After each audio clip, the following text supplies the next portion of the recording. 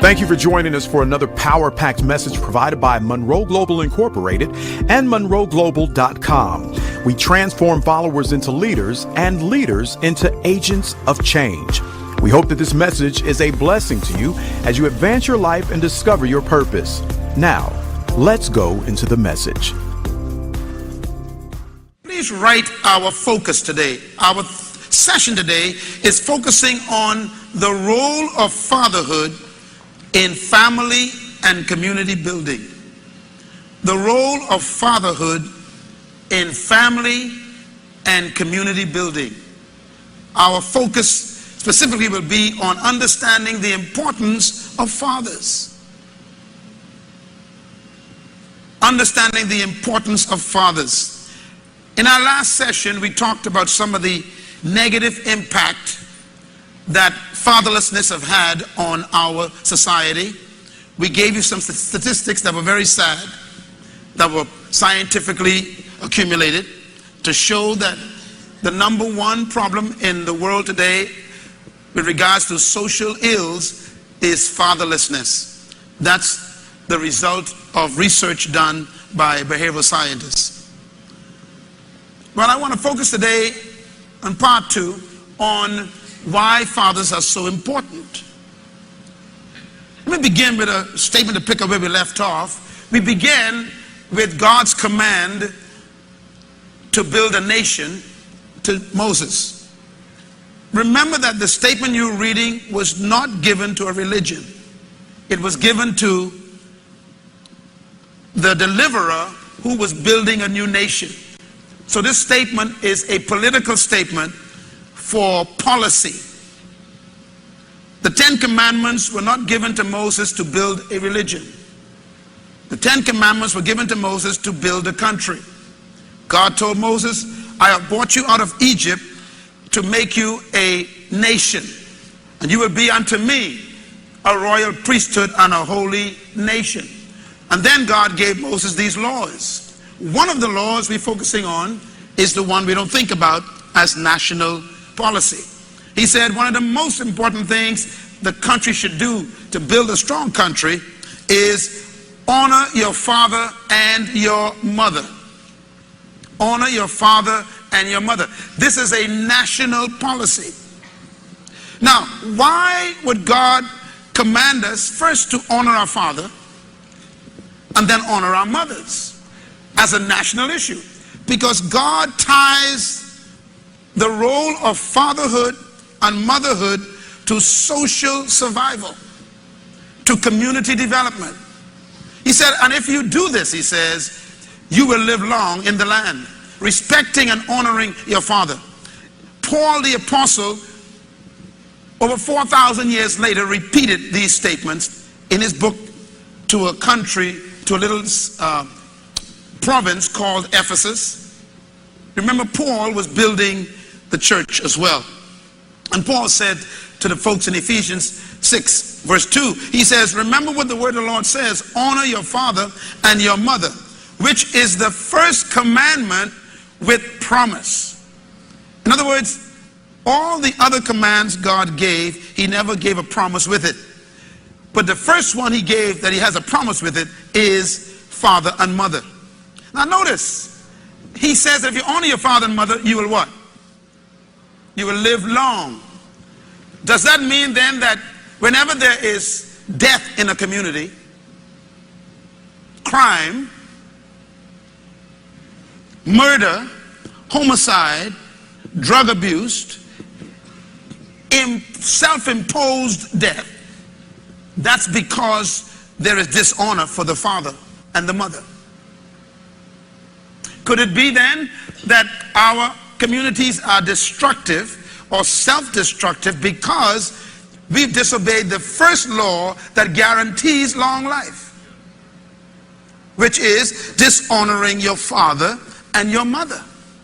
Could it be then that God is actually connecting crime to dishonoring fathers and mothers, or fathers and mothers not being worthy of honor? Could it be that the solution to our criminal issues is restoring honor to father and mother? Somehow I believe there's a connection. Life is cut short because the father and mother are not in position to be honored. Ask the criminals who are locked up today in prison about their relationship with their fathers. 92% of the prisoners that were questioned about their fathers had a negative response. Some of them are so angry at their fathers that that's how they tried to get back at him, by getting involved in anti-social behavior. Could it be then that fathers can actually save the country?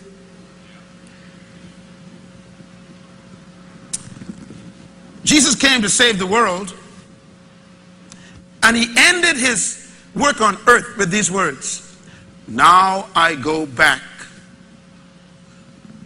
to your God, my God, and to your Father and my Father." Did he come really to restore us back to Father? Adam fell apart when he declared independence from his father. He no longer wanted to be connected to heaven. He disobeyed his father, and the whole family fell apart. The destruction of a society is connected to the absence of fathers.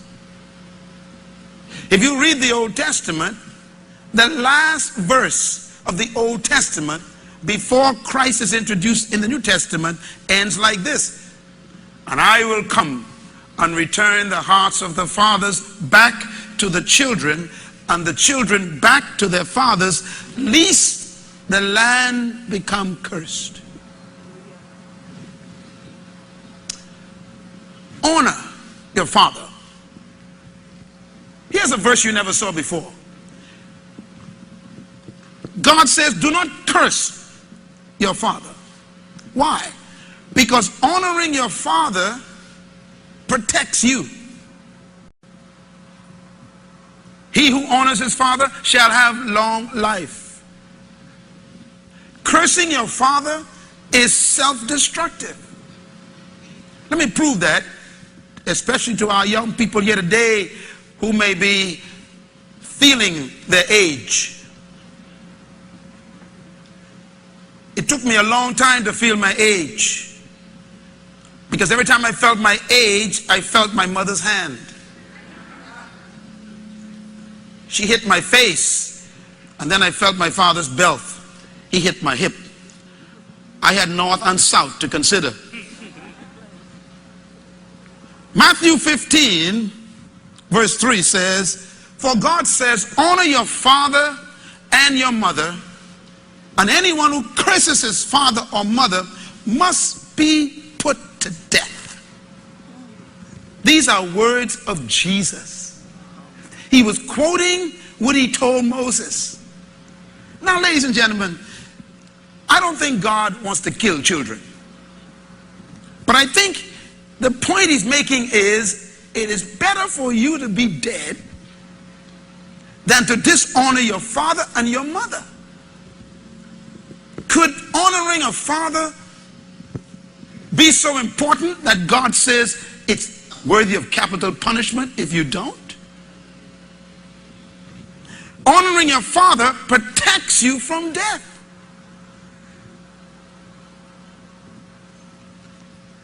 Here's another statement, Proverbs 20 verse 20. Write it down. It says, if a man curses his father or his mother, his lamp will be snuffed out in pitch darkness. Let me just say it another way. I don't think that God's talking here about physical killing, even though that may have been the intent.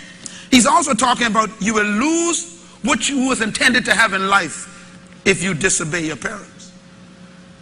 You will negate all the hope God had for you. You will destroy your future if you disconnect honoring your father and mother. Maybe that's why out of the 11 children God has given my parents, All of us came out well. Everybody came out well. No one never got in problem and go to prison and got in problem with the law, had to go to court. Imagine 2 parents with 11 children. And the only thing they made us do was honor them. And when we didn't, they made sure we were encouraged to do so. And could it be that that's why we're still alive today?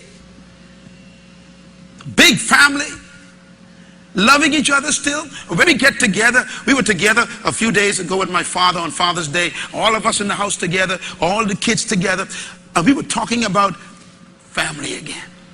Do you remember? Do you remember? We kept remembering how mom and dad used to correct us and punish us. And we were thanking daddy at 85 years old for what he did. He kept us out of jail just by obedience to him. My mother used to say, if I smell beer on you, just beer, click. She said, if I smell it on you, I brought you into this world and I will take you out, she says. There'll be late abortion. She said, if I smell cigarettes anywhere in this house, find somewhere to live, she says. Now these sound harsh, but today my lungs are pure. Glory, hallelujah. My liver has no toxic alcohol. Why? We obeyed them. The death of Michael Jackson. Yes, I'm going to go there. A man who at 50 years old still wanted to be a child again. Because his father didn't allow him to be a child. One of the saddest things I heard on the media shows this week was a commentator by one of his best friends. They said he was an old man in a child's body. That's it. That explains everything. Mr. Gordy, the founder of Motown, said when he first met this group, he says, this little boy at 6 years old was singing like an old man. And then they asked Michael, how was it growing up in Motown? His answer shocked me. He said, my friends were Stevie Wonder and Smokey Robinson and Aretha Franklin and Diana Ross. Wait a minute, you're 5 and they 35. He never even had friends his age. He never had a playground. He said on his way to the studio, he would look through the fence and see the kids playing, and he would begin to cry because he had to go to work at age 5. And he watched them play and he cried. No wonder why he built a playground in his backyard for $19 million just to play with children. The effects of a father.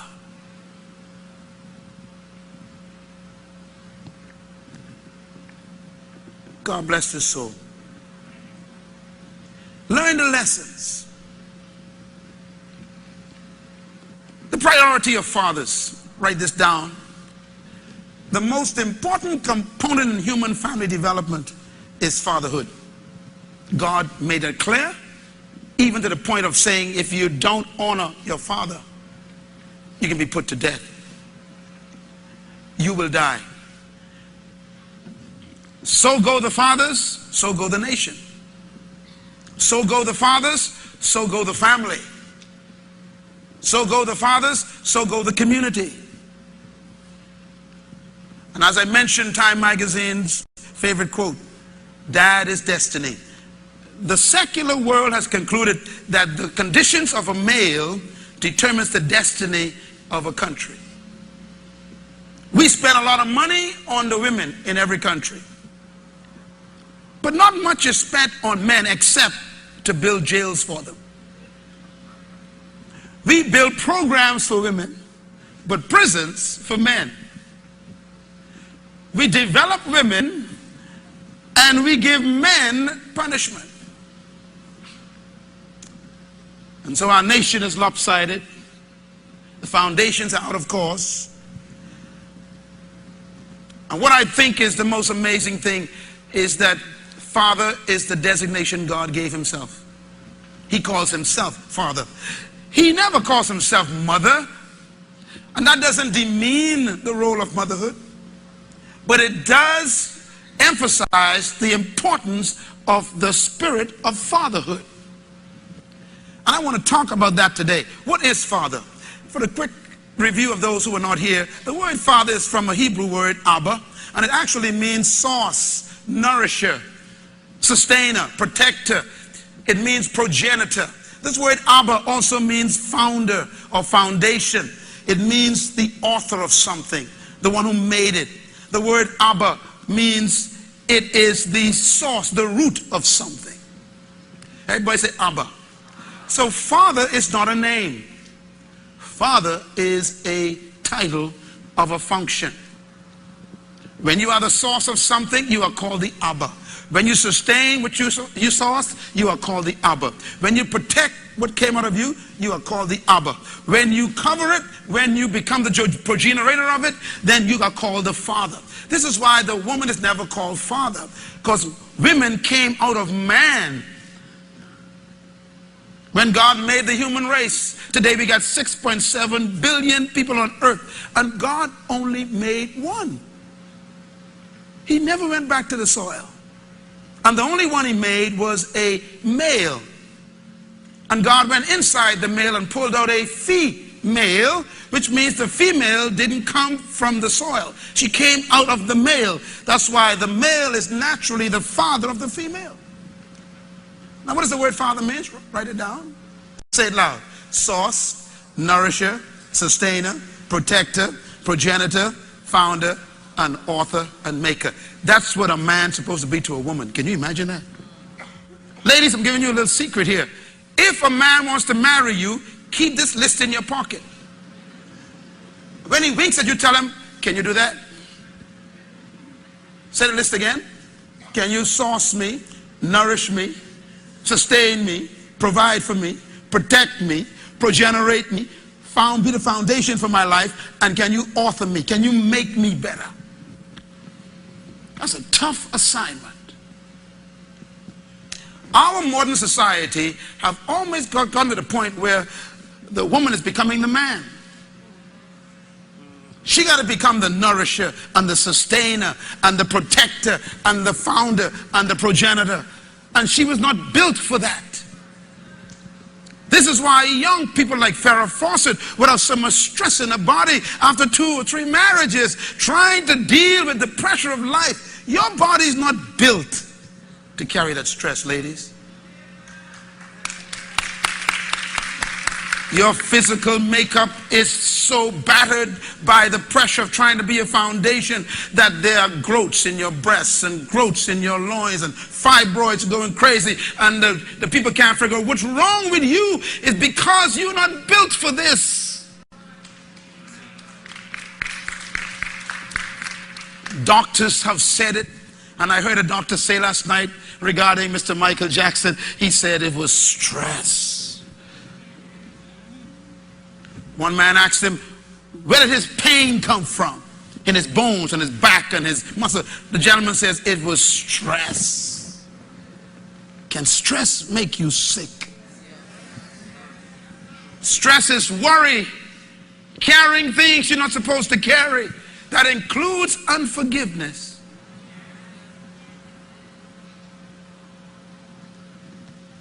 God made the male to be the carrier. And when the carrier is gone, you got a house without foundation. That's why God says, honor the father. Put him in his place. Make sure he stays where he belongs. Why? He's on the bottom of the human race. Most men believe they are the head of the home, and that's wrong. You are not the head of the home. You are the foundation of the home. Roots are at the bottom of the tree. The foundation carries the whole house. And so when the foundation is defective, you condemn the whole house. I was telling the men at TD Jakes' conference this week, I said, listen, don't be hurried to take women out of their parents' homes. You don't know what you're doing. This ain't about sex and about breasts. This is about carrying a whole life for the rest of your life. Can you carry this life? This ain't about finding a domestic servant to cook you food and a housemaid to clean your shirts and iron. You're supposed to carry the whole thing as the male. Leave her in that house if you are not ready to carry her for the rest of your life. This is tough. You're the foundation.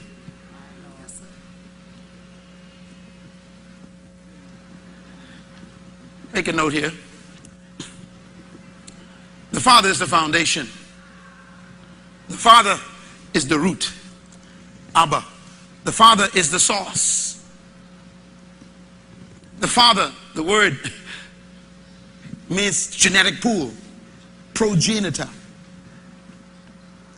That means the Father provides the kind of genetics that the offspring will have, which means that the offspring is no better off than the source. So you produce after your kind, and if you don't like what you see, it's because of you, if you are the progenitor. Very important. I want to talk in this session about, therefore, the model father. What's the model true father? I want you to write this down, because we're going to take a look at the greatest father that ever lived and what his son says about him. His son reveals what a father should think about a father, about a son, and a son about a father.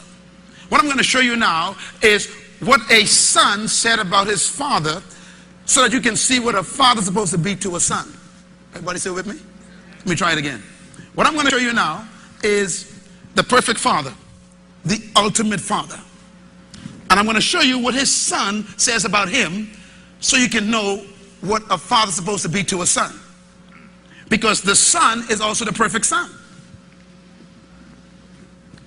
Also, I want to show you that this son tells us about his father, but he also tells us that all the fathers should be like his father. Let's read it. Matthew 5, verse 47, 48. Jesus said, "Be perfect, therefore, just like your Father is perfect." In other words, my Father is the model. Follow him. Do what he does. Say what he says. Live like he lives. And then you'll be a perfect father. Let's read the first thing he says about his father. This is deep stuff for me. Matthew 11:27. Jesus speaking. He says, "All things have been committed to me by my Father. No one knows the Son except the Father. And no one knows the Father except the Son, and those to whom the Son chooses to reveal him." Now this is loaded. Look at the first line. He says, "All things have been given to me by my Father." Let me ask you, you got how many sons? Four sons. This young man got 4 sons. And what this is telling us here is that you should accumulate something to give to your sons. I can stop right there and go home. If you are a father, you have to prove it by having something to pass on to your children.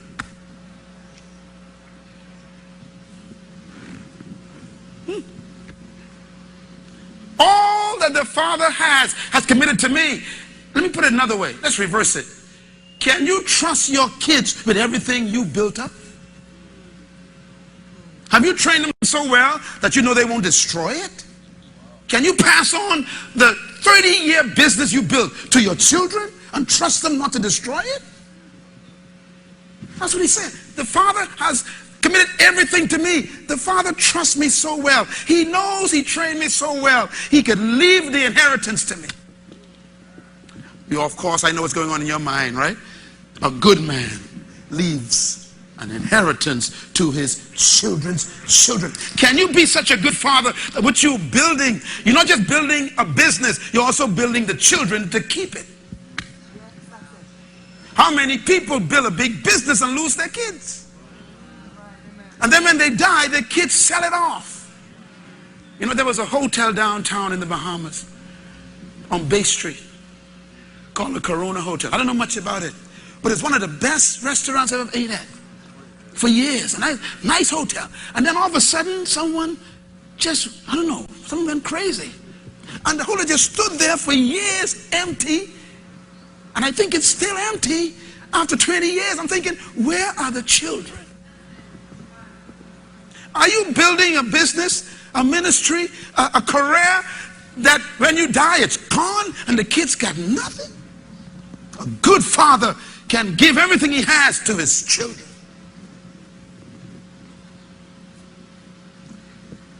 Some men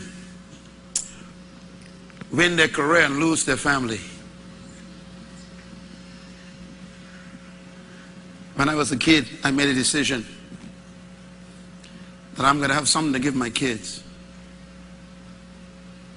When I think of some of the men in our country who have done very well, you know, most of them are from the other side of the track.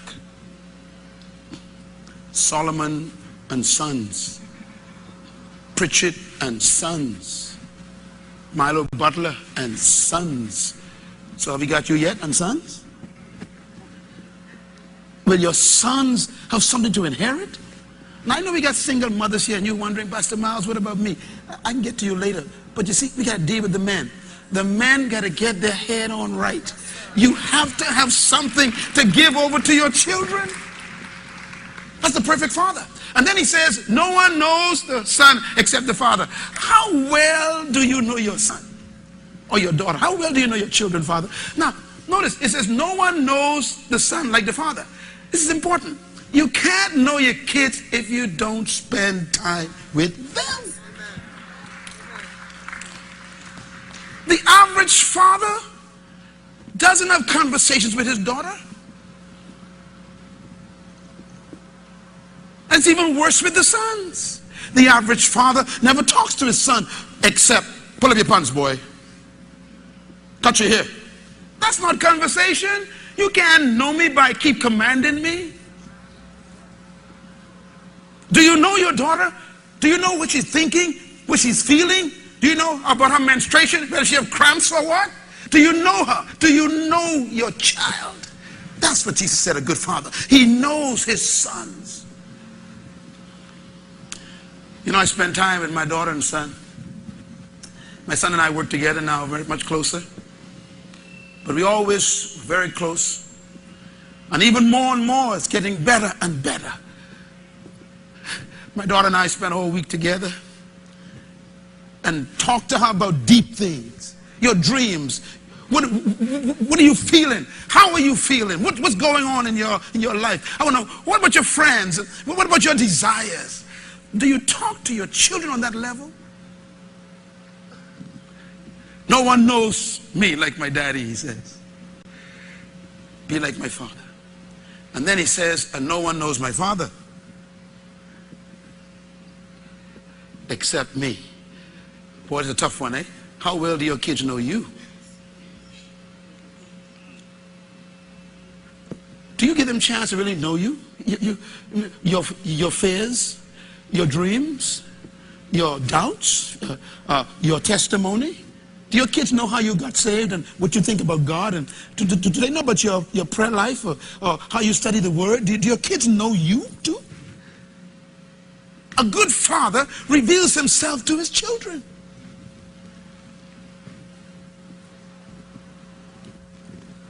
Oh, you're so quiet.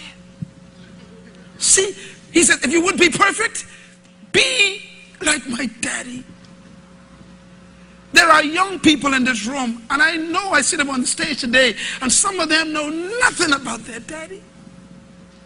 Never talks to them. And when he calls, it's this surface communication. How you doing?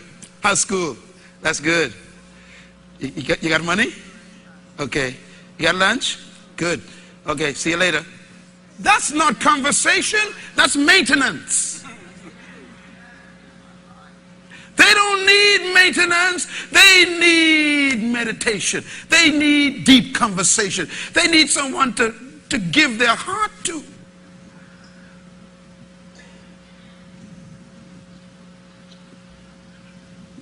Do your kids know you?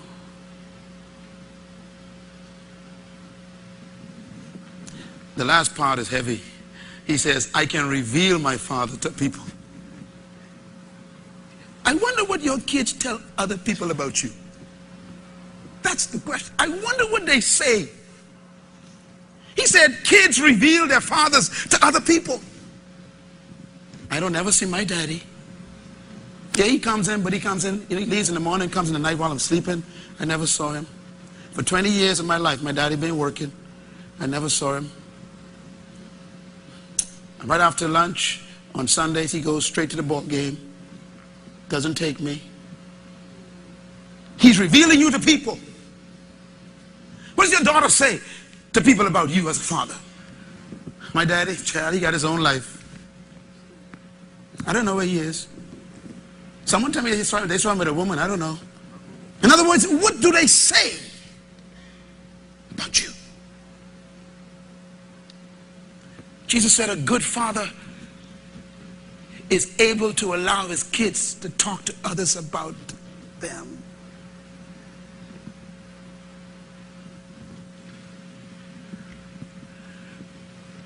You know what's amazing? Even some of the wives don't know their fathers. I'm talking about their husbands. Husbands talk maintenance talk to their wives. Paid the bills, light bill paid, mortgage paid, good. And then he's gone. It's even worse if the wife doesn't know the husband. There's no hope for the child. My job as pastor is not to teach you the ordeal. My job is to teach you the ideal. Whatever condition you experience now, I am not supposed to reduce God's standard to your conditions. Please forgive me if you're feeling funny this morning. I have to teach the ideal. We got to get men to come up to God's standard, not bring God's standard down to man's problems. And if you are a man here today, I hope that this message will cause you to act quickly and say, honey, you're 14 years old, but let's go for lunch. Why? God spoke to me today. I need to talk to you. I need you to talk to me. Your son is 28 years old. They still don't know you. Call him and say, son, forgive me. I have not been a perfect father, but I'm going to make up because you got another 80 years to live. Let me at least try and get 5 more in and do it right so you can do good with your son. Make up. The daughters in here are starving for their fathers.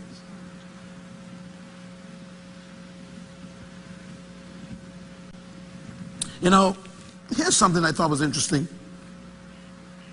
And when I read this, I was concerned about the impact of it. Jesus got these things from his father. Write them down. Every woman, write them down. Every male, write them twice. I did research in the New Testament on the life of Jesus and his father. And here's what I got from these verses. I researched it for almost 7 years to find out what made God a successful father and what made Jesus Christ a successful son. And here's what I found. Number 1, he got his identity from his father. Number 2, he got his work from his father. He said, I and my father are one. Remember that? In other words, who do you identify with? A friend or your daddy? Some young men in this room have been brought up by a buddy. They identify more with their friends than they do with their own father. And they become like their buddies instead of like their father. Can you say, I am like my father? I and my father are one? Matter of fact, let me ask another question. Does your son want to be like you?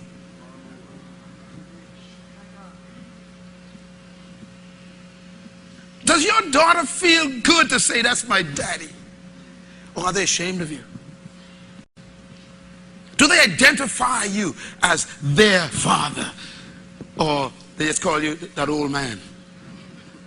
My old man. The second one, his work. Christ says, I came to do the work that my Father does. He says, for my Father is working, and so I work. I work the work of my Father.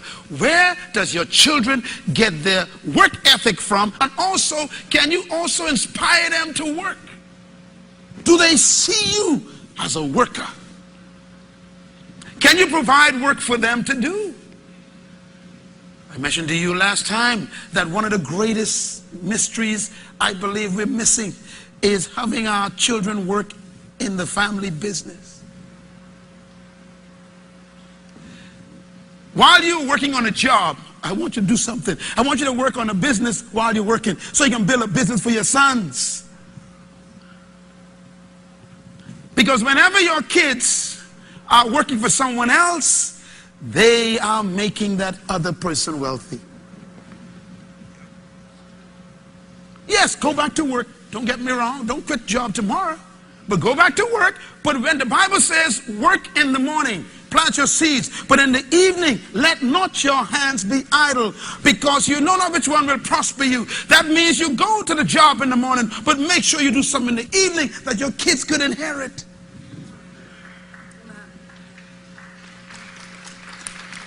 You know, Dr. Barry, thinking about you, your daughter this morning. Isn't that beautiful? His daughter want to be just like her daddy. She said, I want to be an orthodontist. He's an orthodontist. He has his own business. And now his kids are not wondering about the future. Can I get employed? Will there be a job? He has provided work. She's going to do the work that her father works. She's going to work her father's work. But we're not being taught to think this way. Eh? We've been taught, get a job, settle down, pay a mortgage till you die. The reason why I'm teaching this is not to bring you guilt, but to change the future for your life and your children. My job is to make you just like God. Build something that your kids could inherit. He got his work from his father. The third thing he got from his father was his purpose. He says, I came to complete the work my father sent me to do. Do you give your children purpose in life? Son, I'm sending you off to school because I got a plan. I want you to go and complete this degree because, you know, we got to do this thing the next 40 years and you're going to take it over. That's giving your sons purpose. I came to do the work my father sent me to do. God the Father provided the work for the Son, and that became his purpose. Fourthly, he got his heritage from his father. He says, I came from the Father. The Father sent me. And I'm going back to my father. He had a sense of heritage. Does your children feel that they can be proud of the family name?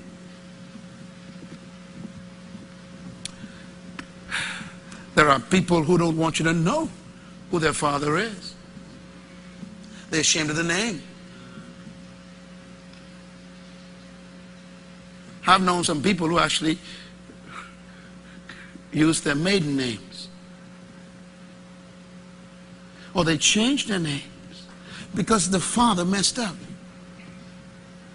Ladies and gentlemen, again, and I feel this today, my job is to teach you the truth, not to appease what you are experiencing. If we're going to heal our country, we need to bring men back to the standard of God.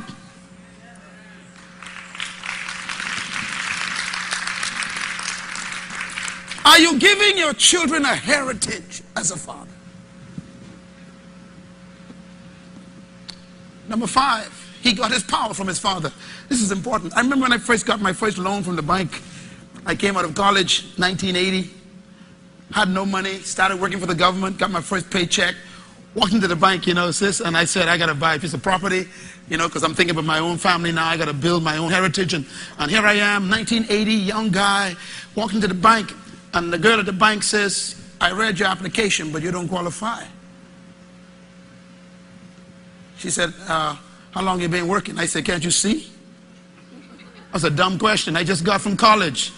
By the way, you bankers need to check those folks who interview people. Dumbest questions I ever seen. And then she said, well, we can't give you a loan because you have no history with that bank. I said, lady, I just got home from college. What do you expect? Dumbest questions I ever heard.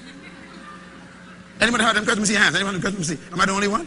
You ever had them questions asked? Come on, let me see them. Don't be ashamed. Yeah, I see some hands there. Strangest questions. So anyhow, I got so frustrated with the young lady. I said, let me talk to your manager. And she said, you don't need to talk to him. I'm the loan officer. Excuse me. Can I please see the manager? She said, but I don't know why you need to see him. He's going to say the same thing. And she picked up the phone and she called him.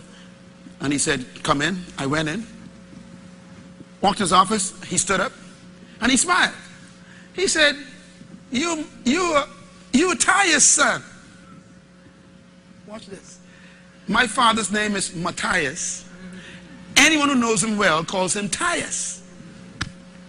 He said, you're Tias' boy. I said, yes, sir. He said, have a seat. He said, what's your problem? I said, I need a loan to buy a piece of property.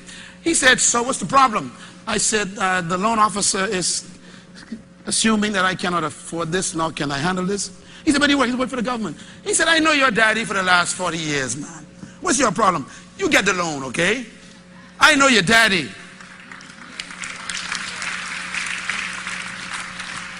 The power of a father's name. Do you give your kids power? Can they use your reputation to make it through life? Or do people say, your daddy? You want him to sign for you? No way. Do you embarrass your children because of your life? He got his power. I like what Jesus said. He says, I came because my father sent me. And he said, and if you believe my father, you'll believe me, he says. He tied his success to his father's reputation. If you knew my father, he says, you would know me. Is that what you're giving your son and daughter?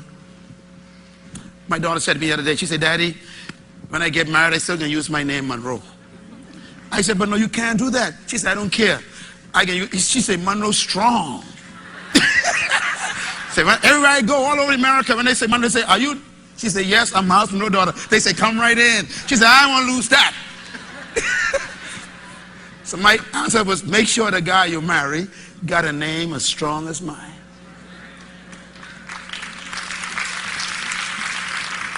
He got his power from his father.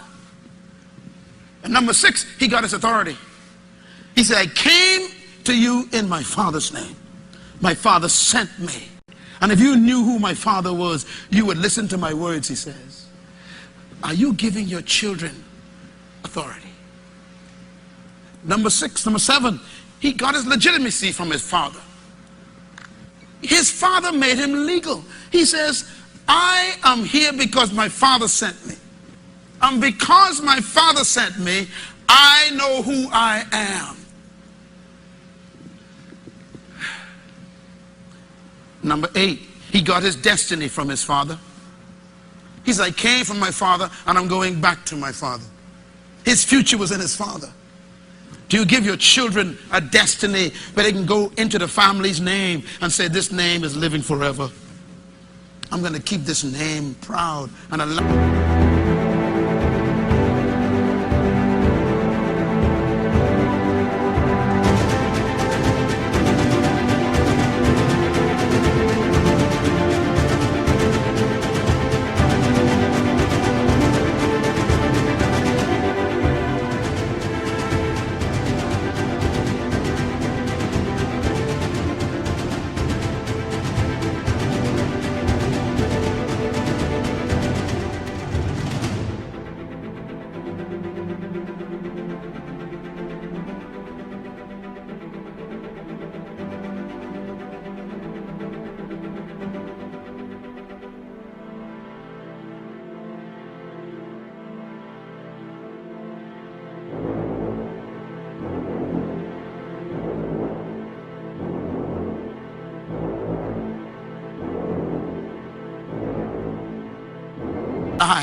You know, my father today didn't have property to give us, didn't have land to give us, didn't have a house to give us. We didn't get tangible things from our father.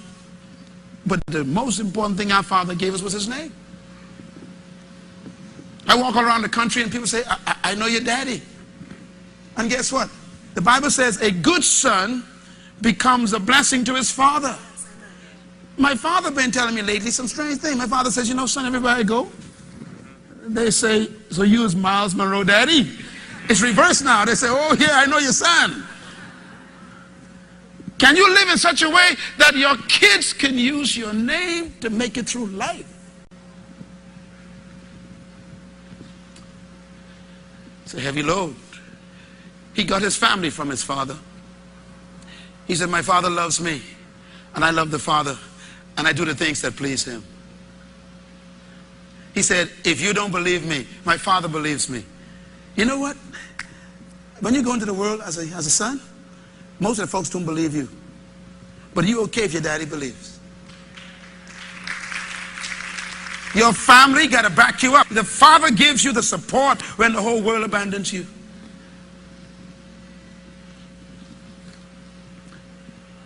My heart hurts for the single mothers because they don't have this long list. And they got to battle. They got to be father and mother to a daughter.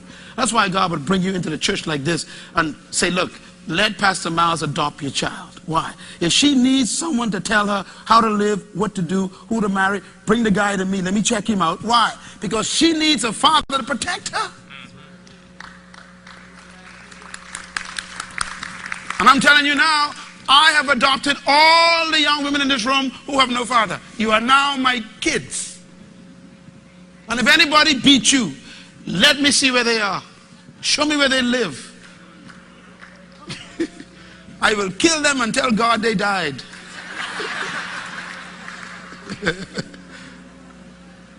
We need protection.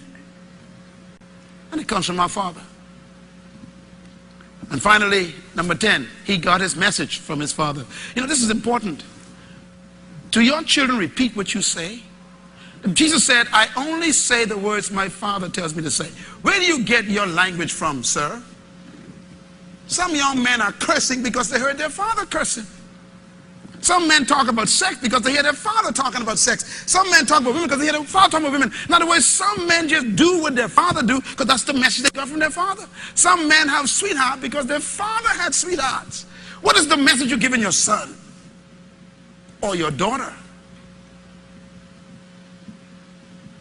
A good father provides the message for his children.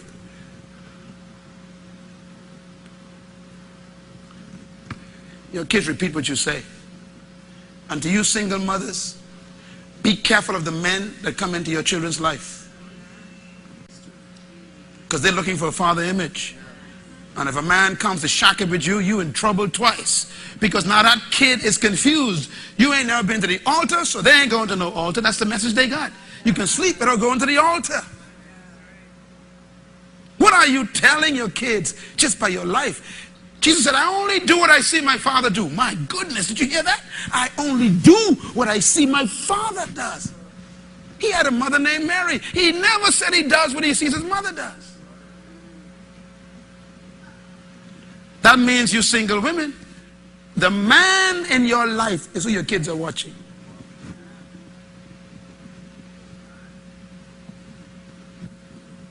I was talking to a young man recently. He said, you know, every time I woke up, my mother had another man in the house, a different one.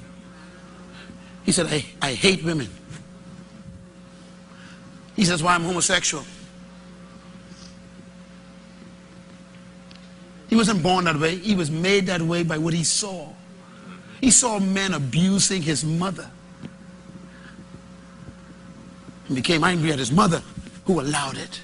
I wonder what's the message you are giving to your children. Everything you do, they watch it. I'm going to say it again. They're not watching the woman. They're watching the man in the woman's life. Or maybe the men. So they're watching. They're getting the cues from the male. When you commit adultery, you're not messing up your own family only. You're destroying the kids of the other person you are having adultery with. It's a social problem. Faithfulness is a national security issue. Okay, let me close this because the time's gone. Let me give you a couple of verses. We pick up here. Can we do this next week? All right. Write down these verses, please. Matthew 12, verse 50. I want you to read it aloud because I want you to see that your father and your friends are related. It says these words, "For whoever does the will of my Father in heaven is my friend and my brother and my sister and my mother." This is very interesting. He says he chooses his company based on who likes his father. Wow, this is heavy stuff. The father is supposed to provide the standard for the children's friends. Some of your kids will not bring their friends to the house because the behavior and the activity of their friends would not be sanctioned by you. So they go out to their friends all the time. Something's wrong. If the father doesn't know who the kids' friends are, he's already in danger. He said, "Whoever does the will of my Father can be my friends." I call them my brother and my sister. Any young person in my family who comes to deal with my kids, if they don't believe what I believe, they don't associate with my kids, period. That's it. If they're not willing to live the kind of life I lived, I don't want them being my kids. And we tell our kids this all the time. If you cannot bring them in this house, you shouldn't go anywhere with them. We don't steal, we don't curse, we don't drink, we don't smoke, we don't dope, we don't do that stuff, we don't commit adultery. Now, what do your friends do? The father establishes the standard of relationship for the children, and that's fathering.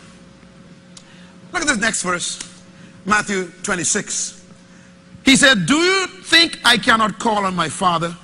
And by the way, he was threatened, remember? He was threatened by Pilate. Pilate says, "I could kill you." Jesus went straight to his daddy, didn't he? Do your kids feel so secure that you'll back them up? That you can tell people, "You wait till my daddy comes"?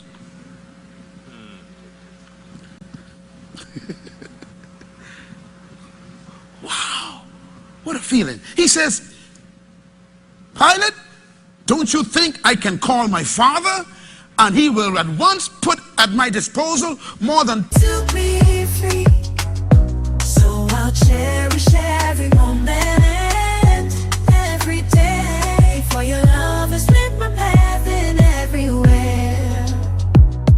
In the tender touch of your hand, I find the strength to rise and stand through every trial, every tear we've shed. Your love's been the shelter where I find my bed. For your love's been my anchor in life's stormy seas, a beacon of hope guiding me to be free. So I'll cherish every moment, every day, for your love has lit my path in every way. With gratitude in my soul, I'll sing this song. For the love we share is steadfast and strong. 12 legions of angels. In other words, don't fool with me. My daddy backs me up. Can your children depend on you to back up their claims?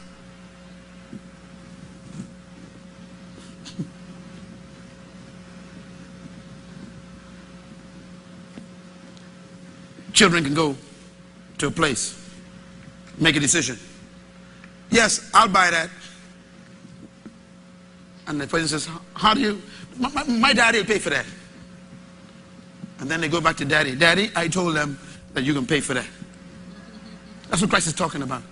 Your kid's supposed to be able to make a decision, a wise decision, knowing that the decision is based on their quality of understanding of their daddy, that their daddy would pay for it.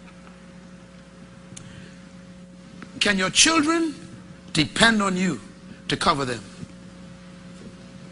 You mean you signed the paper for college? You accepted the acceptance letter? Why you did that? Use my daddy? Yeah, but no, use my daddy. I know you can cover this. You can find some way to pay this tuition. Can your kids do that? So much confidence in you that they know you'll find a way. Sometimes the kids can't find you.